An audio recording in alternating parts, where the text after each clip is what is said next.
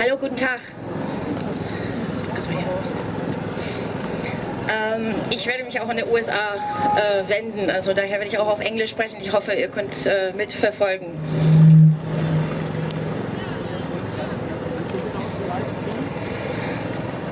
Okay, I'm going to start by quoting the great Noam Chomsky, who recently said, "Now that the extent of the U.S. National Security Agency surveillance programs are well aware in the public sphere, it is beholden on the public to fight back or find themselves complicit in these activities." Edward Snowden's act of blowing the whistle had extraordinary implications for all of us. These leaks, according to Edward Snowden himself, pose the greatest human rights challenge of our time. By revealing that the objective of the NSA is the elimination of global privacy for all citizens everywhere. By collecting, storing, analyzing every form of human communications of citizens everywhere. Well, knowledge is power, and thanks to Ed Snowden, we have been emboldened by this knowledge to challenge the existence of the deep, dark state within the state that has powers that no state ever had. We need to rise up to this occasion and defend our civic protections by speaking truth to power, by revealing truth as power, and not remain silent under the chill of self-censorship. The Obama administration has been engaged in a brutal and unrelenting crackdown targeting and persecuting whistleblowers, journalists, and activists in government retaliation in order to suppress dissent and free speech and discourage future truth tellers from coming out. I don't remember exactly who it was who recently said, but fearlessness can be its own form of power. And this is our last chance to stop an unprecedented penetration of the state in areas which absolutely need to be regarded as private and off limits. Some of the most significant journalists, dissenters, and finest minds of our time are either political exiles, political prisoners, or targets for criminal investigations by the state. A handful of them now live in Berlin because it's not safe for them to live in the US or in the UK. 2013 was rife with examples of the total subversion of the judicial system in the US. It began with the fatal death of the internet luminary Aaron Swartz, the morally offensive conviction of CIA whistleblower John Kiriakou, the CFAA conviction of Weave, the unprecedented wiretappings against journalists,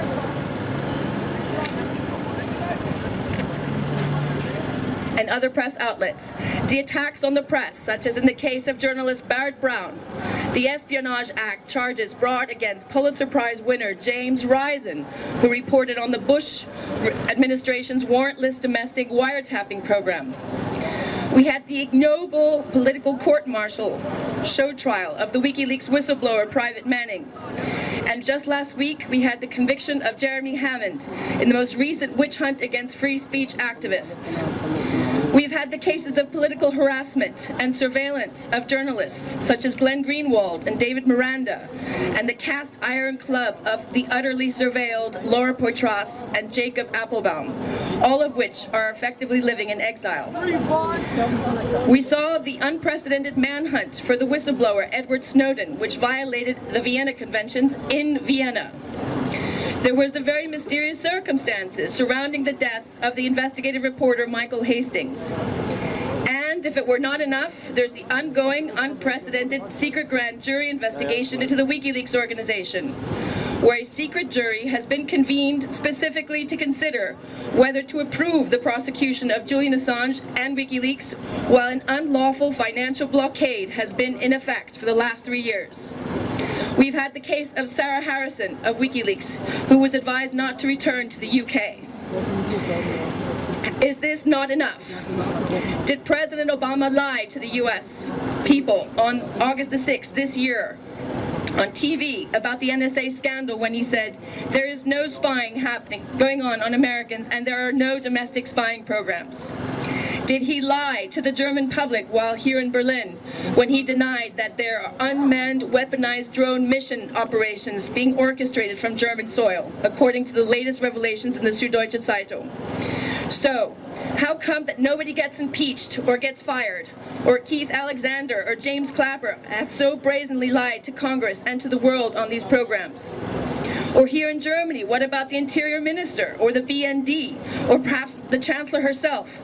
Can we expect any political consequences at all? The dirty secret wars have now engulfed Germany too. Shit, sorry. But it is an encouraging thought to know that just a couple hundred meters away, the Lawyers Association was out today in their robes in front of Parliament, manifesting their outrage at secret contractual agreements and the collaboration with the NSA on dragnet surveillance programs that utterly compromise and subvert the rule of law here in Germany. The NSA has operated in total secrecy for decades and covertly afforded itself the right to hoover the internet, to make profiles on people, to put them on lists that will prevent them from attending certain schools or positions in public office, or put them on no-fly lists, or worse, on presidential kill lists, or perhaps be made a target of a killer robot. These are not acceptable methods for an administration that purported to be the most transparent in US history. Nor is it acceptable that Germany be complicit or cooperative in such programs. The worldwide reign of terror and secrecy must now be publicly contained by citizens like you and me everywhere. This grave digression may have led a non-warring country such as Germany into becoming a vassal state, where allegedly indiscriminate lawful surveillance, kidnappings, renditions, torture, and lethal drone attacks are being orchestrated. We are collectively faced with the necessity now to plot the end of the turnkey totalitarian state, and they're not going to do it for us. I argue that there has not been a precedent in history where so much surveillance and power has not been abused by the state. It's been very well embodied in the internal NSA slogan, "We track 'em, you whack 'em." I think everyone needs to know and understand how all these agencies, the BND, the GCHQ, the CIA, the NSA, the FBI, and the long shit list of other agencies that are using these secret programs to target people politically, for blackmail, for prosecution, for torture, for potentially launching drone attacks, or to engage in industrial espionage, or to spy on an entire political class, such as in Germany, or most recently for diplomats in their hotels. We are demanding political consequences now. In Germany, in the US, for the government officials and the corporations who allowed for these bad certificates and for these backdoors. The publicly elected officials who commit mass human rights violations should be held to account and prosecuted. Edward Snowden was stripped of his citizenship and indicted on charges of espionage as leaks of classified information to the press. Sound familiar? Yes, it's part of the draconian sentences being dished out to anyone speaking truth to power. For blowing the whistle on war crimes, for posting a hyperlink, for having published information that is of vital public interest. All of these cases are related, and they all essentially tell similar stories of exposing gross contempt of law, of fraud, of waste, and corruption.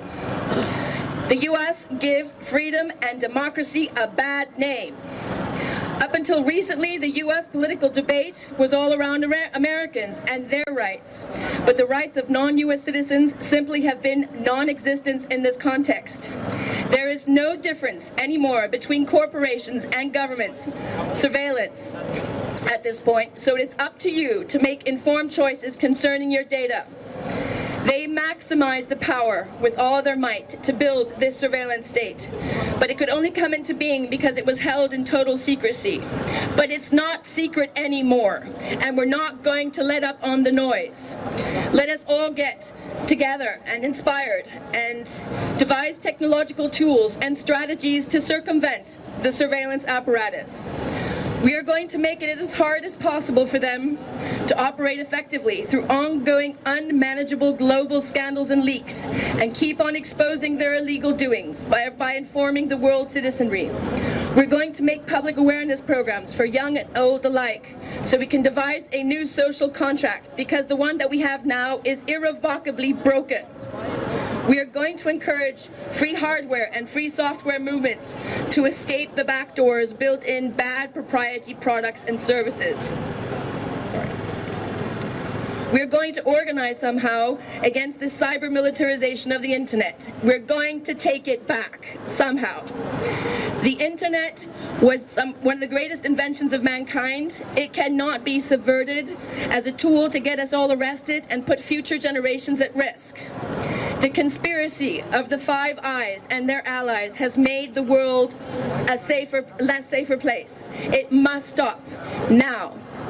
It has only perpetuated more terror and undermined the fundamental trust in law, in the internet, and the democratic nation state. We need to move into the resistant phase now and rein in surveillance by demanding public oversight and judicial review. To the MPs in the German Bundestag, I say, we are in Germany, a free and democratic country, and we've become, if not the most spied upon, the most monitored, the most surveilled society that there has ever been. And it is up to you, as publicly elected officials, to demand structural transparency and consequences. Freedoms of the press, of the speech, and strong guarantees for private communications must be upheld in order to inform citizens for the sake of a broad debate, to influence policy making in order to move forward. Please allow for a greater public participation in the policy making. Let the people have their say. They want to be heard, and they're saying loud and clear, stop watching us. Make common sense and justice prevail. Thank you very much.